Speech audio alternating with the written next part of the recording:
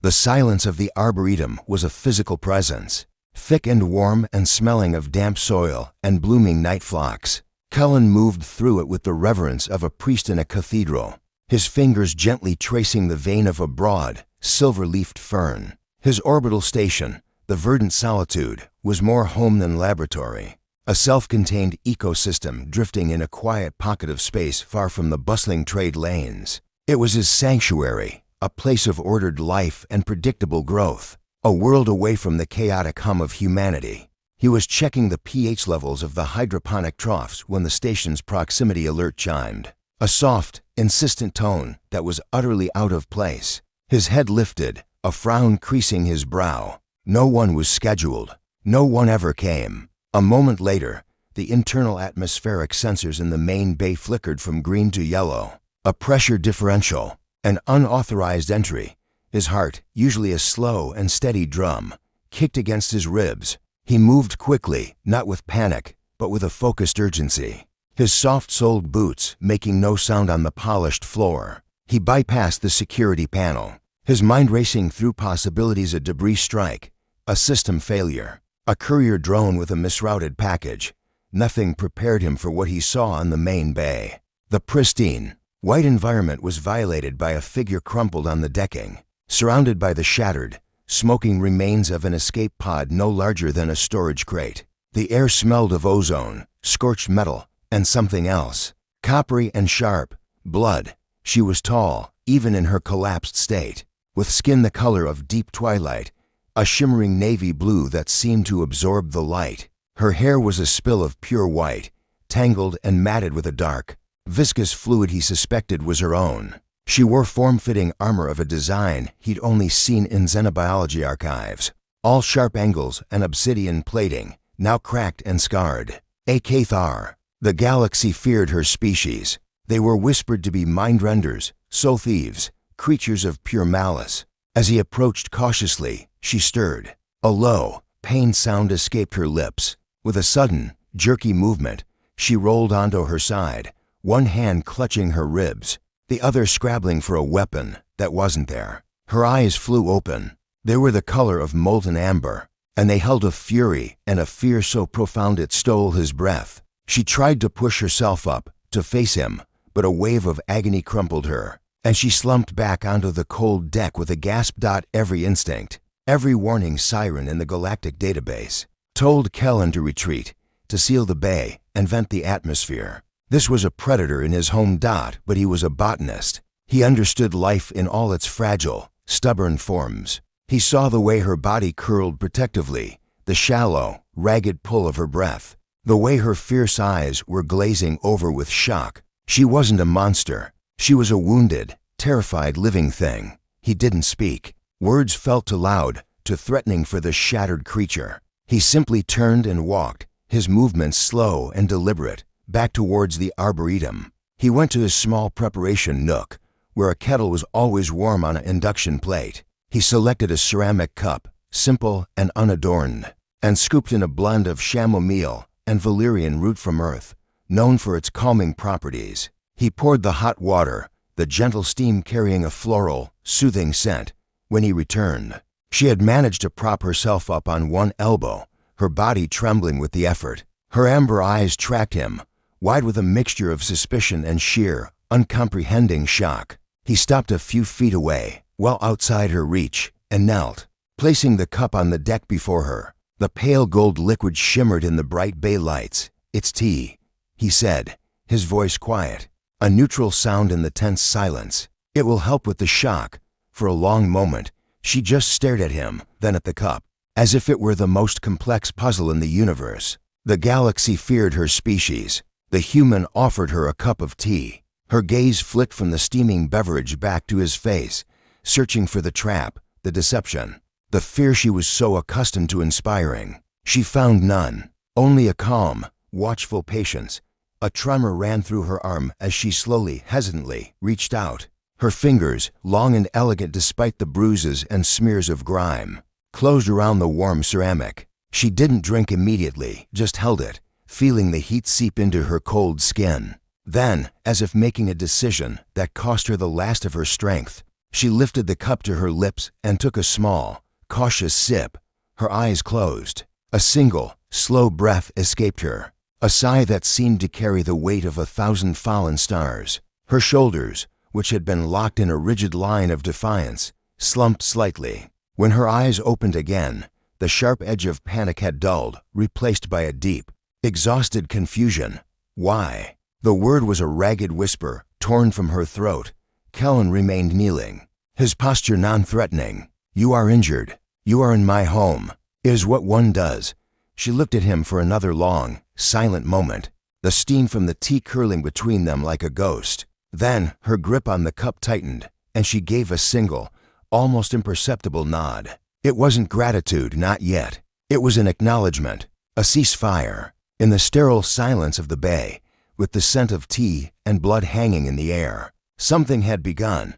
The days that followed were measured not by the station's chrono, but by the slow, steady rhythm of healing. He moved her from the cold, sterile bay to a recovery cot tucked between the lush, humming hydroponic racks in the arboretum. The air there was warm and humid, filled with the quiet sounds of dripping water and rustling leaves, a stark contrast to the metallic silence of the rest of the station. Her name was Sri. She offered it on the second day, her voice still rough. As she watched him methodically clean and seal the gash on her arm, he simply nodded, repeating it once softly, "Sri," as if testing the weight of it. He told her his own, and that was the end of their verbal exchange for a long while. His primary assistant was a service droid he called Jax, a pragmatic, multi-limbed machine whose core programming was the station's upkeep. Jax had initially positioned itself between Kellen and the biological contaminant, its optical sensor whirring with disapproval. The risk of infection is 30%. The risk of hostile action is unquantifiable but non-zero. Recommendation: quarantine in the medical bay, Jax had stated, its voice a flat synthetic baritone. "She stays here," Kellen had replied, his tone leaving no room for argument. He trusted the living, breathing plants to be better healers than any sterile medbay scanner. Jax had retracted its limbs with a disgruntled hydraulic hiss. "Acknowledged. I will, however, be running additional decontamination cycles."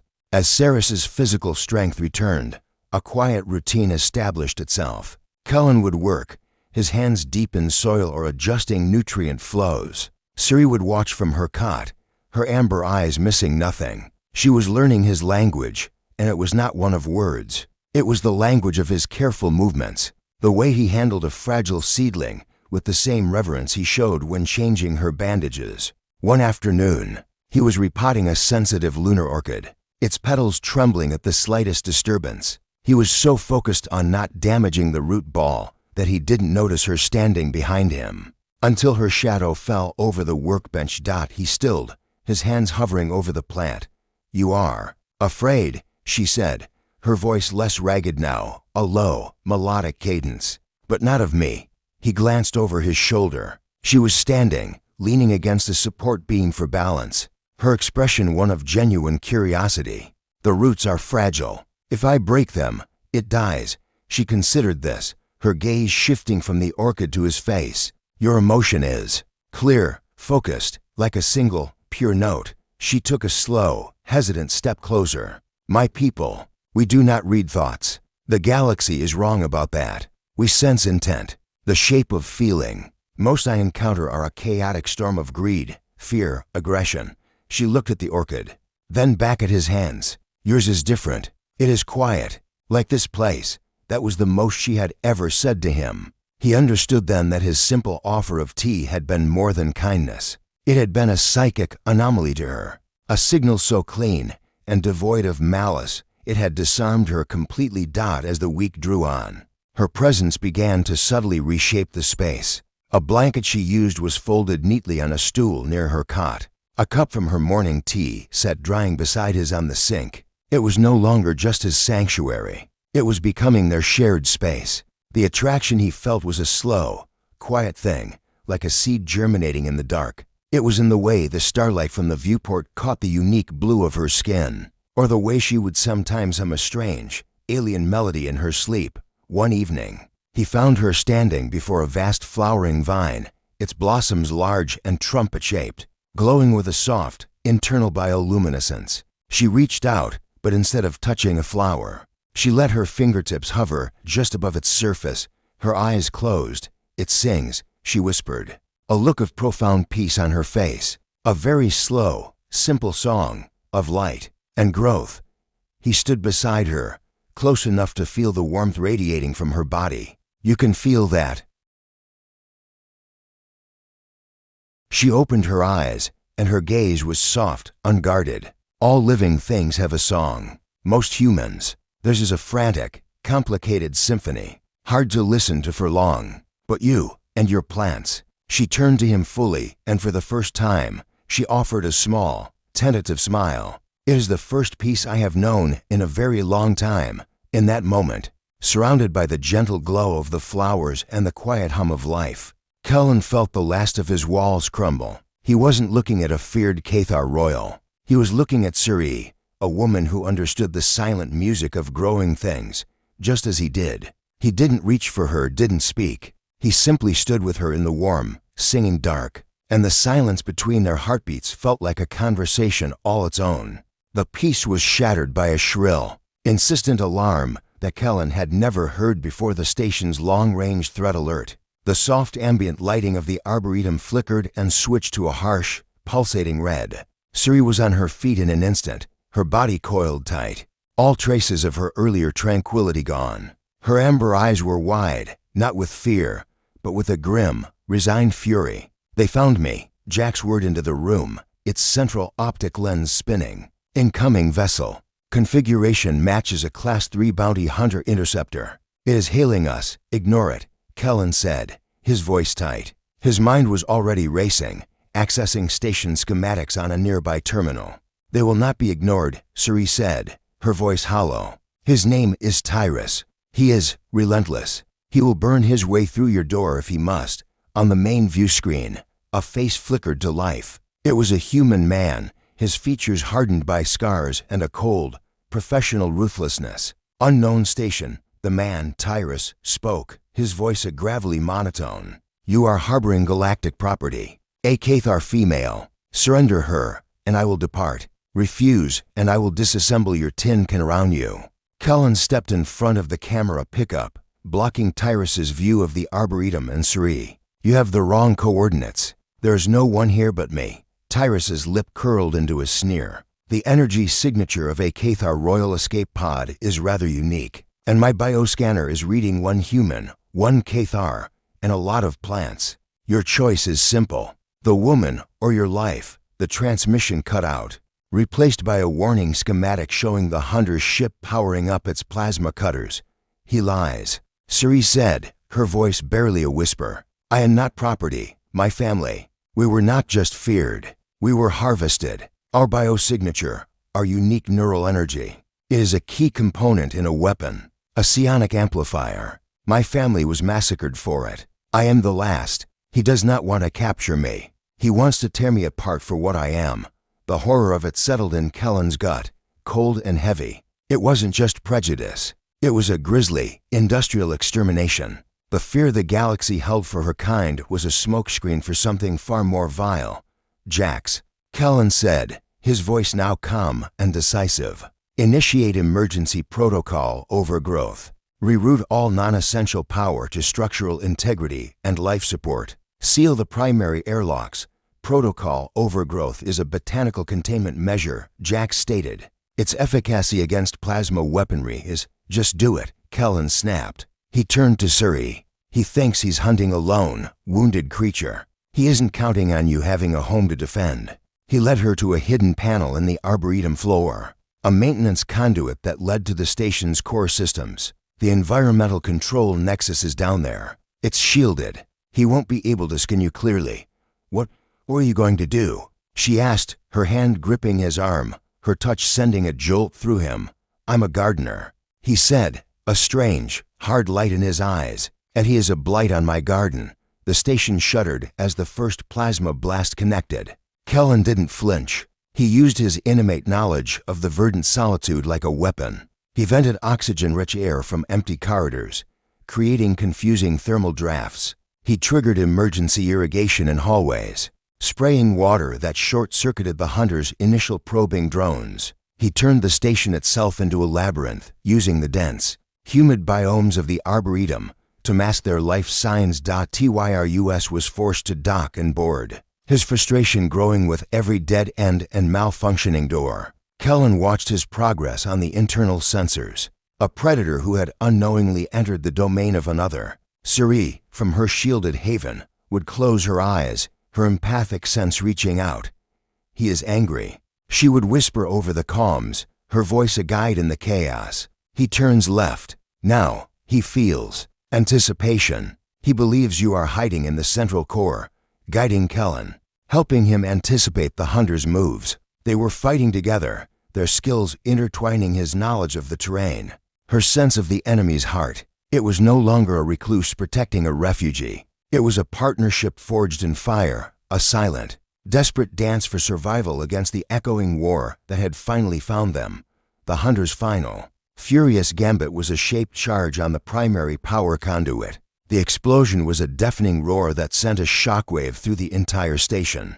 Lights flickered and died, plunging the Arboretum into an eerie half-light illuminated only by the frantic red of emergency strips and the soft, panicked glow of the bioluminescent plants. The air filled with the smell of smoke and burnt wiring. Gravity faltered for a heart-stopping second before the backups kicked in, sending tools and loose soil drifting to the floor. The verdant solitude was wounded, bleeding air and power from a dozen ruptures. Their labyrinth was compromised. Kellen found Suri in the environmental nexus, clutching a support beam, her face pale with strain. "The main life support is failing," she said, her voice tight. "We have to reroute through the secondary systems, but the control node is in the central hub.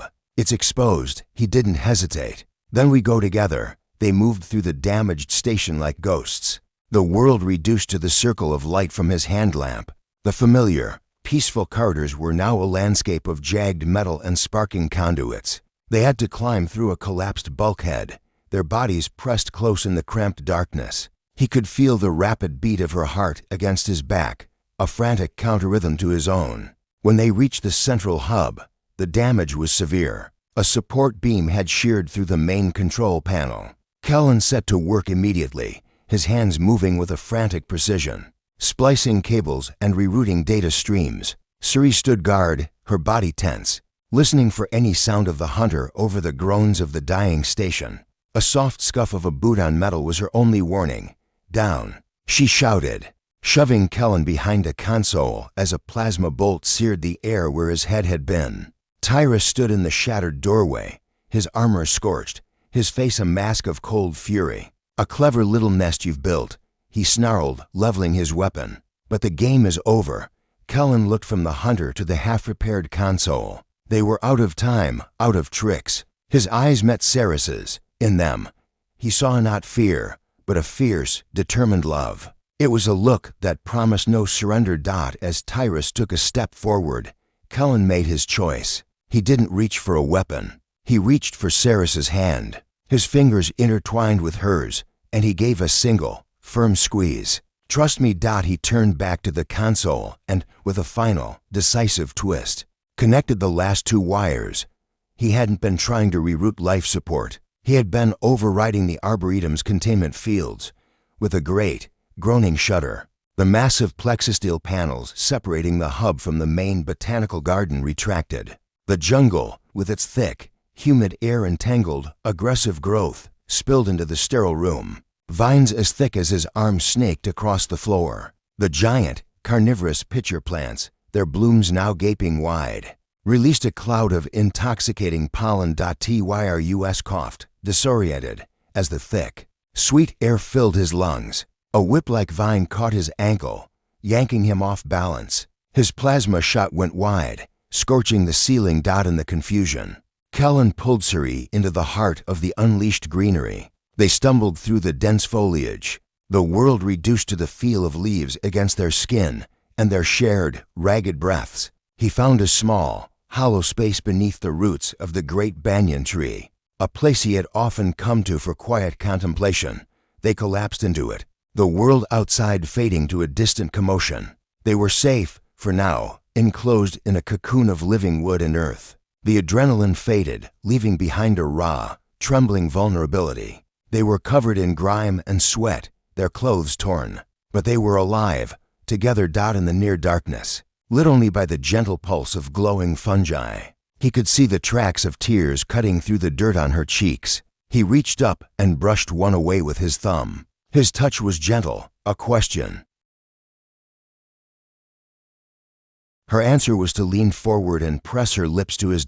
It was not a gentle kiss. It was desperate, grateful, and fierce, a storm of pent-up emotion finally breaking free. It tasted of fear and hope and the iron tang of blood. His arms wrapped around her, pulling her tight against him, his hands splaying across her back, holding her as if she were the only solid thing in a crumbling universe. When they finally broke apart, foreheads resting together, their breaths mingling in the warm, damp air, no words were needed. The language they spoke now was older than words. It was the language of her hands threading through his hair, of his lips tracing the line of her jaw, of their bodies finding solace and strength in each other's touch. In the heart of the wounded station, surrounded by the wild, untamed life he had cultivated, they sealed their bond not with a vow spoken aloud, but with a silent promise written in the language of touch, a promise of sanctuary, of partnership, of a love that had taken root in the most unlikely of soils and was now,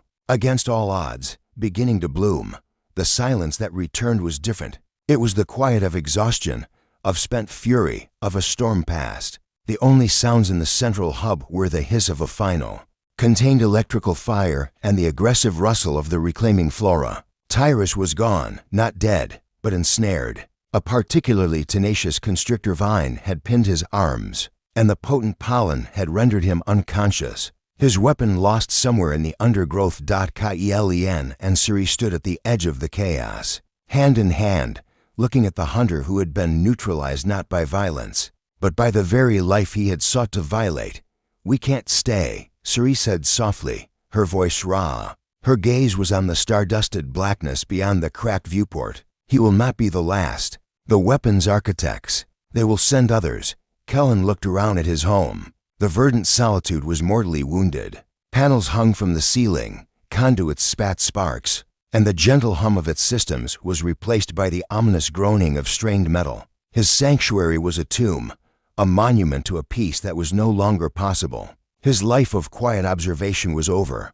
"I know," he replied, his grip on her hand tightening. They worked quickly, their movements synchronized without need for discussion, while Jax, with a newfound, almost respectful diligence, saw to the containment of Tyrus, wrapping him in carbon fiber webbing and depositing him, still unconscious, back in his own ship. Kellen and Suri went to the heart of the Arboretum. He went not for personal effects, but for the future. He gathered seed banks, genetic samples, and root cuttings from the most resilient and vital plants. She helped him, her hands now as careful and sure with the seedlings as his were. They were not packing for an escape. They were packing for a beginning. With the hunter's interceptor jettisoned back into the void on a preset, slow trajectory that would see it found by authorities in a few weeks, they stood on the command deck of the verdant solitude for the last time. Kellen input a series of coordinates into the nav computer, a green, uncharted world on the very fringe of explored space. A dot of life his botanical surveys had flagged years ago, and then forgotten. "Are you sure?" Suri asked, standing beside him. He turned to her. Her twilight skin was smudged with soot, her white hair a wild cascade, but her amber eyes were clear and steady, filled with a trust that humbled him. He saw not a princess, not a refugee, but his partner. "I have never been more sure of anything," he said. "A garden needs the right environment to grow. So does a future." He initiated the final sequence. The station's remaining fuel was routed to the primary engines. With a deep, resonant shudder that seemed to shake the very soul of the vessel, the verdant solitude began to move, turning its back forever on the civilized galaxy. Weeks later, the air was thick, humid, and rich with the scent of alien blooms and rich soil. Under the twin suns of a nameless world, Kellen knelt, pressing a terrestrial sapling into the dark, fertile earth. Suri knelt beside him, her fingers brushing his as she helped firm the soil around its base. All around them, crates were open, revealing the beginnings of a shelter built from local wood and salvaged plating. Their new home was not a sterile orbital station, but a living, breathing world. It was messy, unpredictable, and full of unknown wonders. It was perfect, Ileana, they had decided to call her. The name meant from the stars, a blend of his heritage and hers. She was their future, the most precious seed they would ever plant. As the suns began to set, painting the sky in hues of violet and gold, Cullen put his arm around Suri, drawing her close. She leaned her head against his shoulder, her body relaxing into his. Below them, in the gentle valley, the lights of their new home, their real home, began to glow. A tiny, brave beacon against the vastness of the night. The galaxy had feared her species. The human had offered her a cup of tea. And from that single, simple act of kindness, they had grown a world of their own. Together, they watched the first stars appear, no longer exiles, but founders. No longer alone, but a family rooted at last in a garden under a new sky.